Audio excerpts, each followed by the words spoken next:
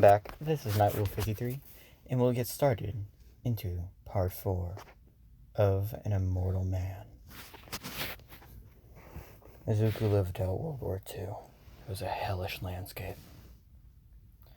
After that, he got married to his 3 wives after being with them for so long now, and watching the world go over and over again through war, watching countries, entire cities and countries fall down to their knees.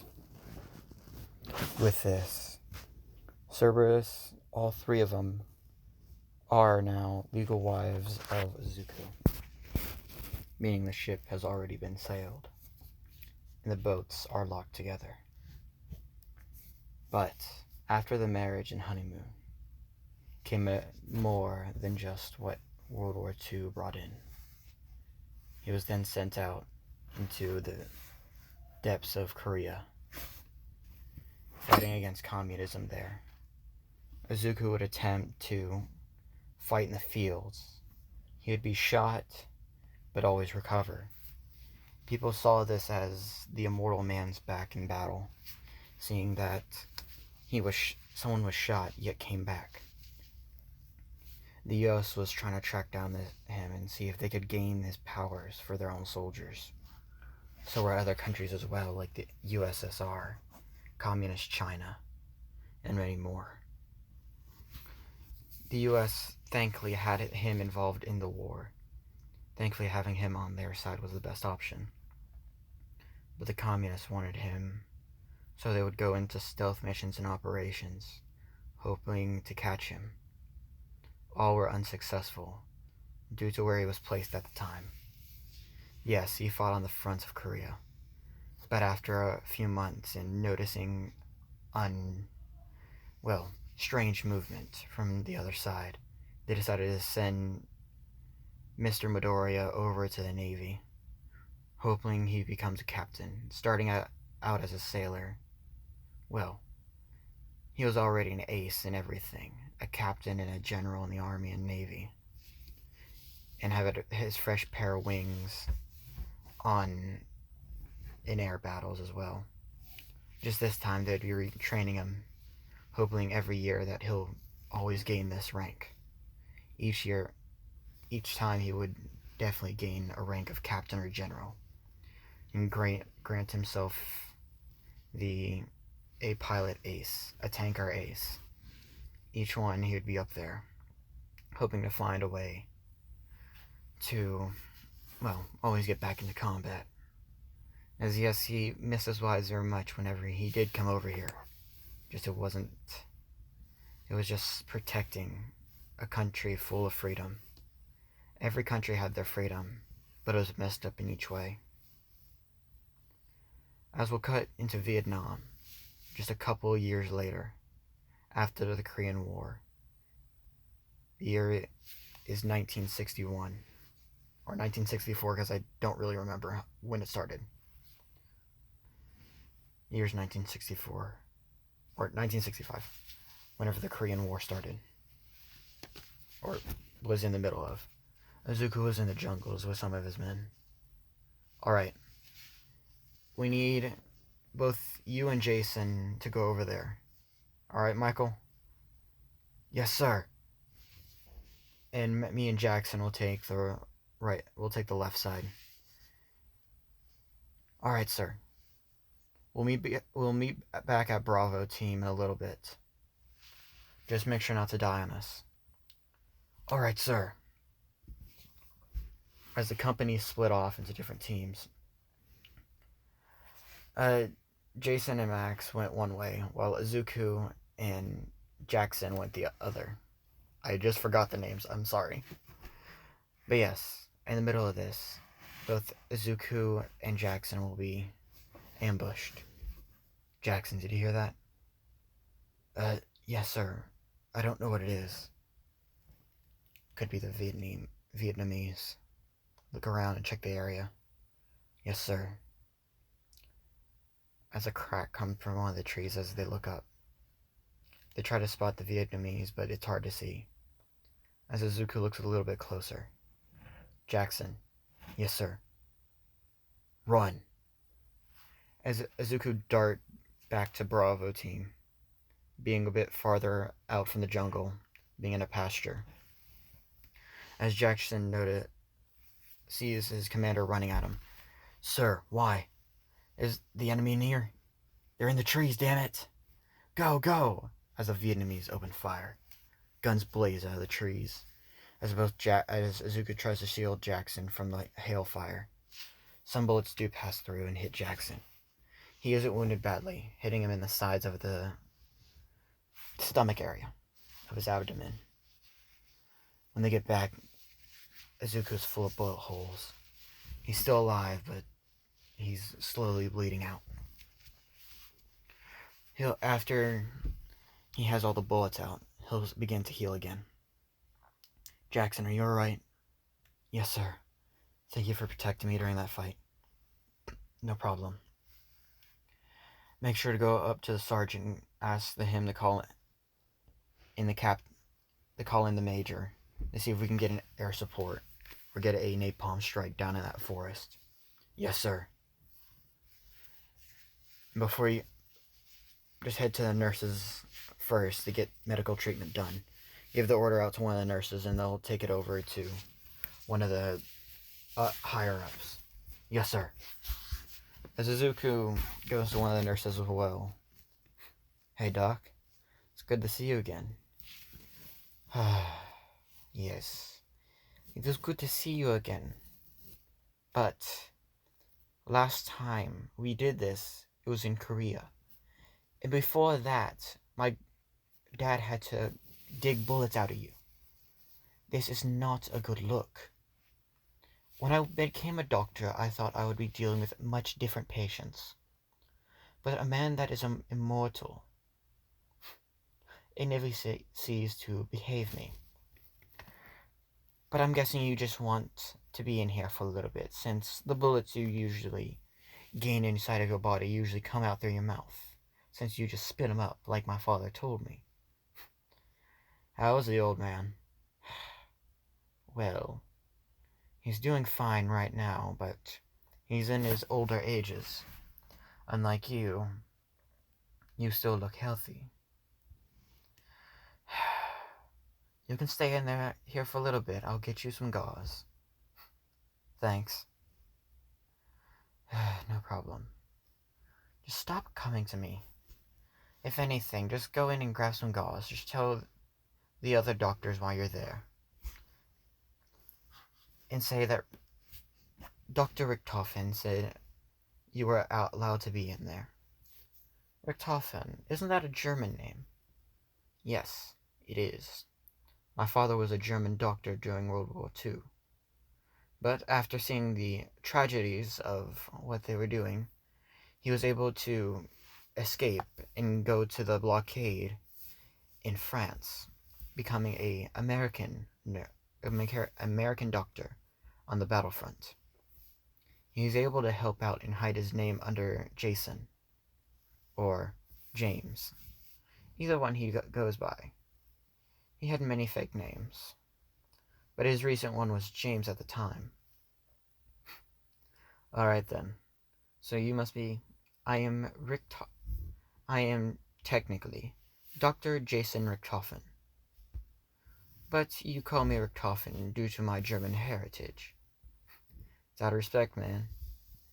And I do fid you on that. My father, yes, was a good man and helped them out. But he was more into the medical field. So he never did do any of the most killing. Unless they were on accident from a misplace in human error. Alright then. You should be on your way with other patients, right, Doc? Indeed. Now do not disturb me again. I'm already having to deal with more patients than I can handle. Just get back out there when you can. Sure thing. As the two left, as the doc left, Izuku did spit out all the bullets again. Some coming out of his skin back the way they came, and some he just hacked up and spit out.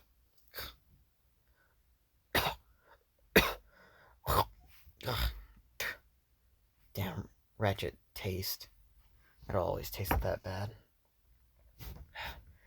Let's get this war done then. Time skip.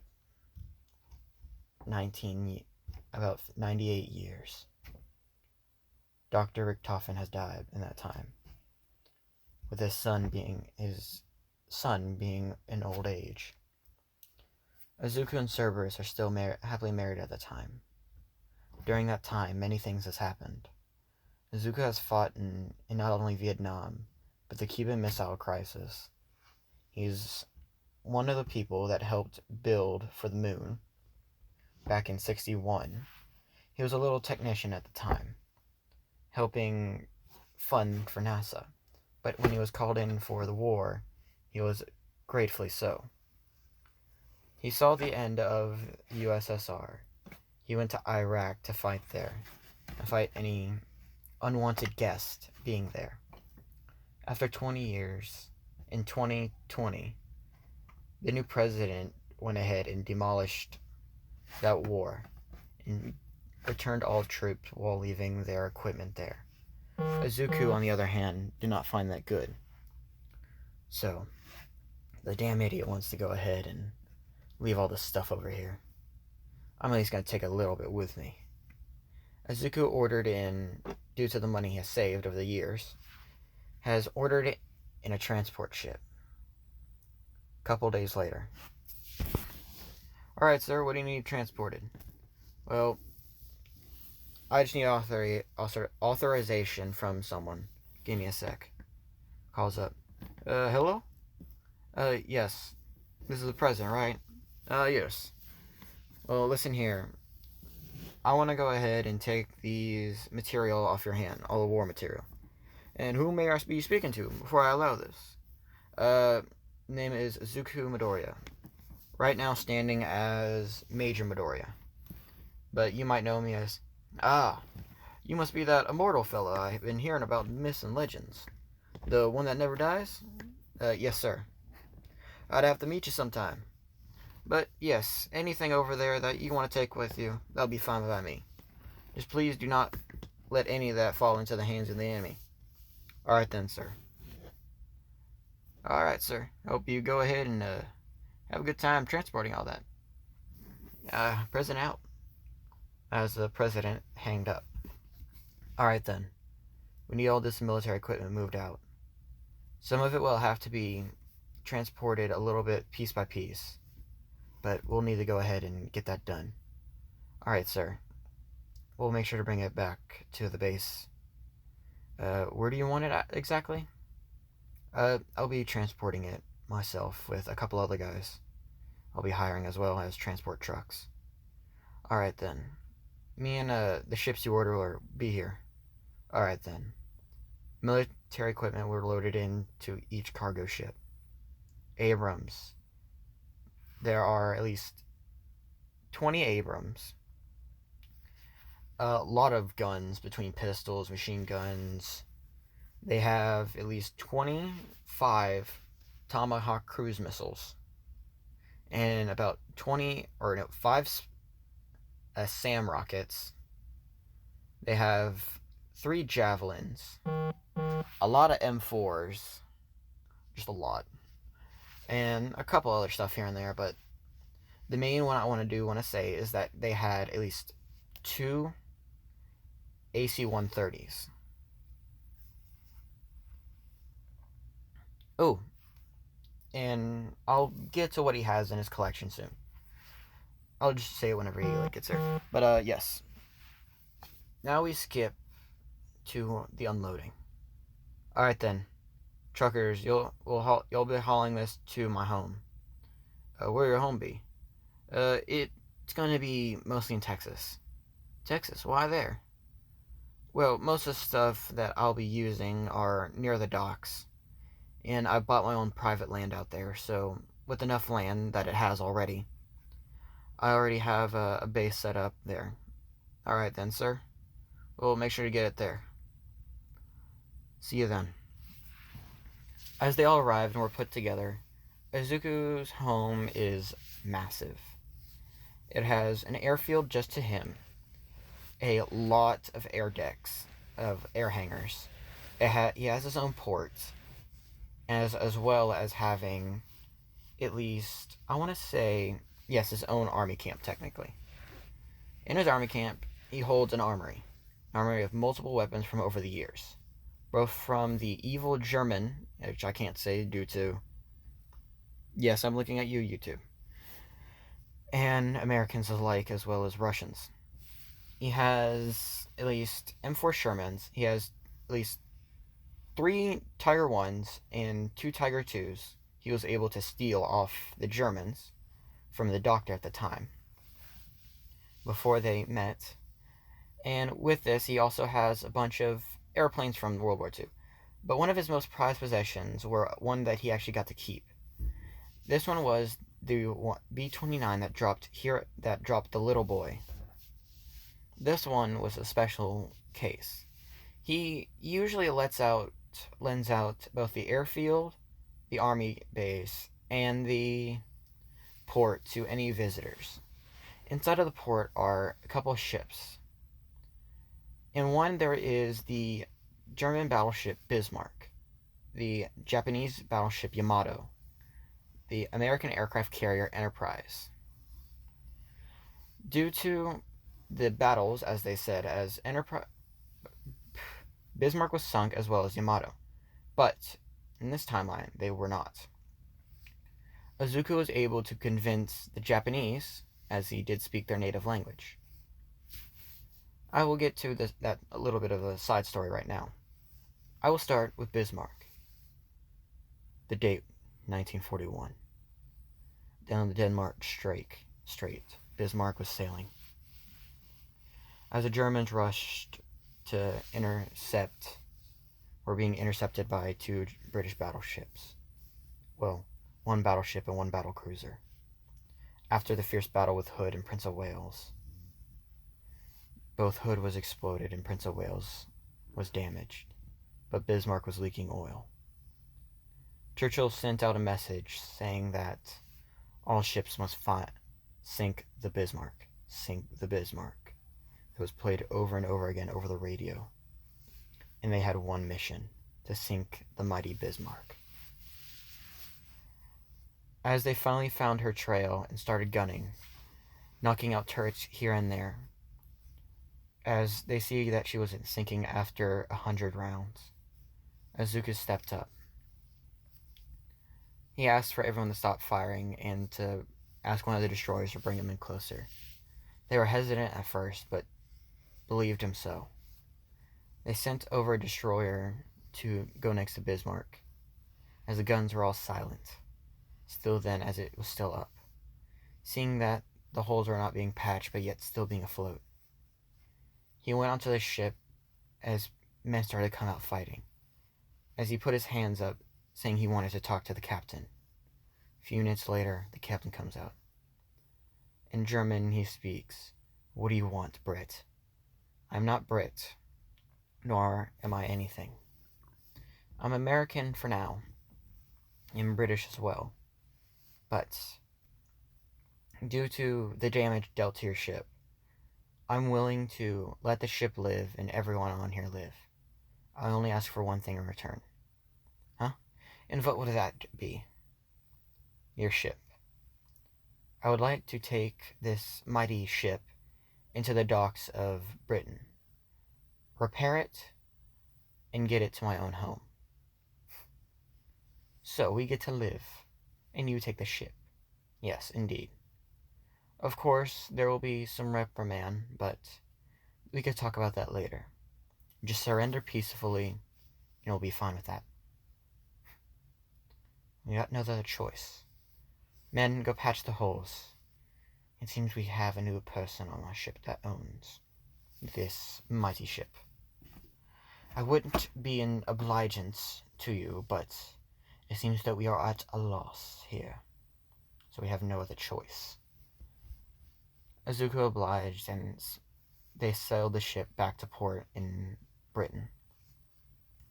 After repairs, Izuku, with a little crew, with the German crew, sailed it to his own port in Texas Bay. So, this is your home? Yes. I have at least 3 girlfriends working out in the port slots right now, but they don't need to know that I'm home yet. Well, what will happen to us? Well, you will be reprimanded for your hard work, but I think I can squeeze you into the army if you are willing to help fight this war against the... Yes. As much as I am seeing it now, I have heard of the atrocities. I've not seen it personally, but one of my friends, who was a Jew at the time, was taken to one of these places. I do not see this worthy of what this man is doing to our country. So I will join, even if it means being demoted from captain.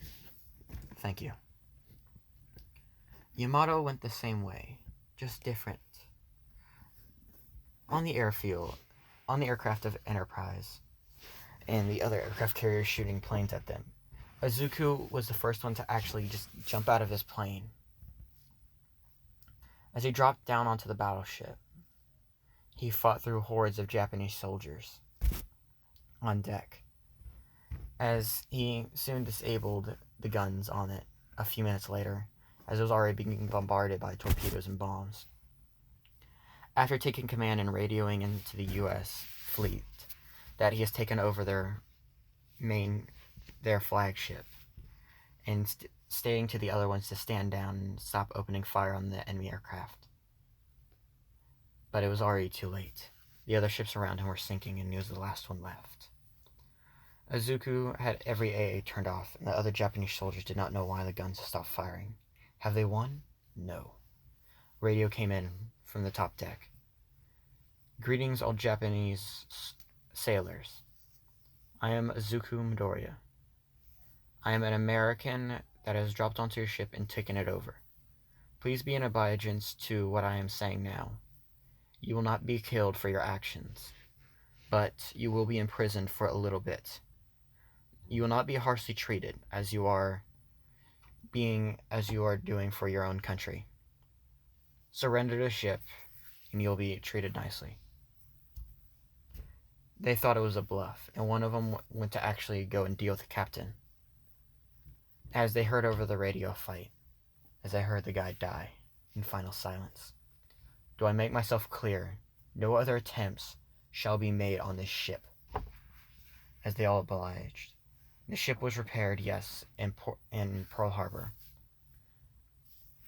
As Yamato was also taken back. After the war, Enterprise was supposed to be decommissioned, but was bought out by a, wealthy man. After the Enterprise was taken off to his port as well, many tourists came to see it, but it was all trespassing technically. But Izuku decided to open a museum to all his tech that he has gotten from over the years. It was called the War Museum. It showed a little bit stuff here and there that was worn down from Roman and Greek wars, as well as every war after those. World Wars, all the jiff. But to wheel time skip to the dawn of quirks. A baby lights up in China. What a beautiful light it was. Powers were coming into existence, and Izuku hasn't seen them in over 10,000 years, or even longer, since the gods were first destroyed in Ragnarok. But it seems that their powers are now in humans. The dawn of quirks. After the first child, people would worry about these powers. Heck, they were even scared. So, Cerberus, what do you think about these powers? I don't know. They're interesting. Yeah. They're just like, the gods. Yeah, like the gods. So, what do you think then? Well, I say it's somewhat good. But I don't know how the other people that are normal are going to react. Since people are already normal to the immortal man, you, But I think that will be less common now. So you might want to be wary on it. Alright then. Well, you were already under wraps as well by the FBI and CIA. True, trying to keep me out of the public. Yeah, you're more of a myth. Yeah, a myth. Well then, let's see what happens now. Over time, quirks came to be. A rise in the quirk population started to come up quite drastically.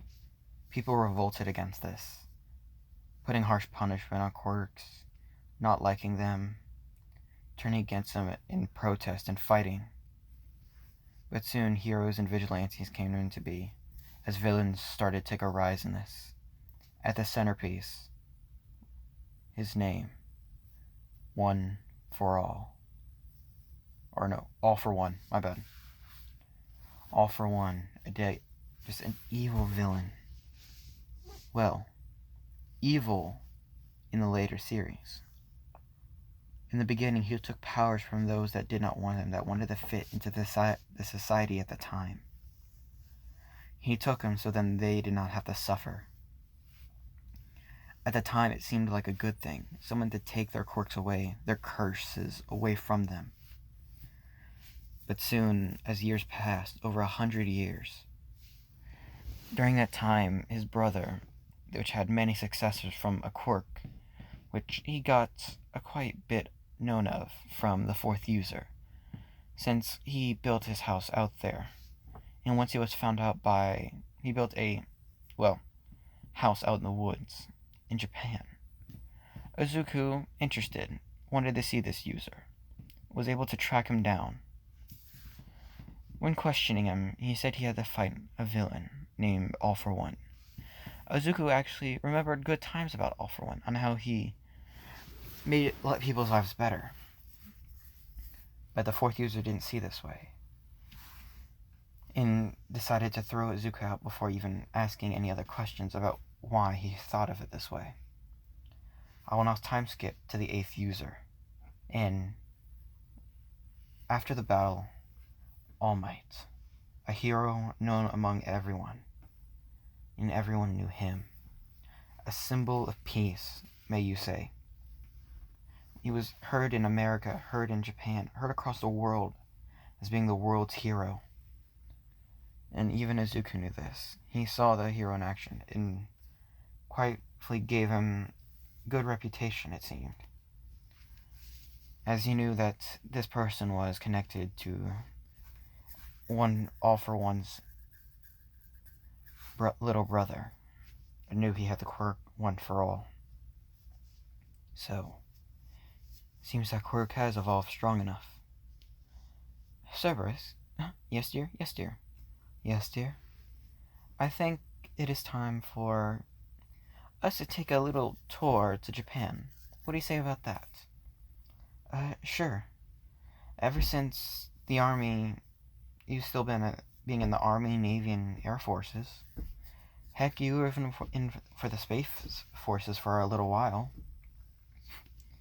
Indeed. But, yeah. We'll go ahead and go into a new job, it seems. And what was that? Well, since we technically are trillionaires at this time, well, of course, due to the money and interest you make, it was pretty easy to get all this money over time. And I must say that you have been dealt a lot of favors. People that actually owe you a lot more than they think. Heck, the world owes you over again. From Germany to Japan, to the US, to Great Britain, Ireland to Norway. Yes, they do owe you everything. And you have a lot of, favors you can always ask. Heck, you even got the Purple Heart. Well, you mean multiple Purple Hearts. Yes, multiple, since he has been in there every single time. You need to stay out of danger. Cerberus, do you not know me?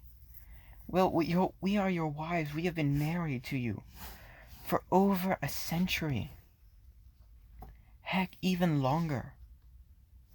Well, yes, we have, even though it was more of 1,000 years. Again with this. You know we won't start putting it down. Look, yes, you women are amazing in my life, but it was 500 years. Be more precise. Well, it feels like 1,000. We were technically dating for over 1,000 and married for over 500. So of course we're gonna worry about you. And yes, your immortality as well as ours are technically timeless, but still, what are you thinking of doing? Becoming a hero. A hero? Honey, you are already a hero. You are our hero. Hell, you are the world's hero. You have saved countless lives. You even served in the German army during World War II. Yes, it was a short little advance, but that was back in 1939. Was it good? No. Was it bad? Yes. But you did not know at the time what was happening. Did you get the Iron Cross? Surprisingly, you did. After all this time, it has been hard to keep you down out of every single conflict. You have to stop and take a chill. After this hero thing, will you stop? For you, dear, it's only a vacation over there. As they all three kiss and set out and start packing for their new vacation to Japan. As that is where I'm going to end it for this immortal life. I hope you all like the what if. Sorry for all the time skips, but moving on the story seems nice. And getting little details here and there about what happened during each war. Izuku, yes, was in World War II, if anyone's asking. He was on the German side first between 1939 to 1940. He then got out during the middle of 1940, became U.S., stuff like that, yeah, this will be part 4, and I hope you all enjoy it.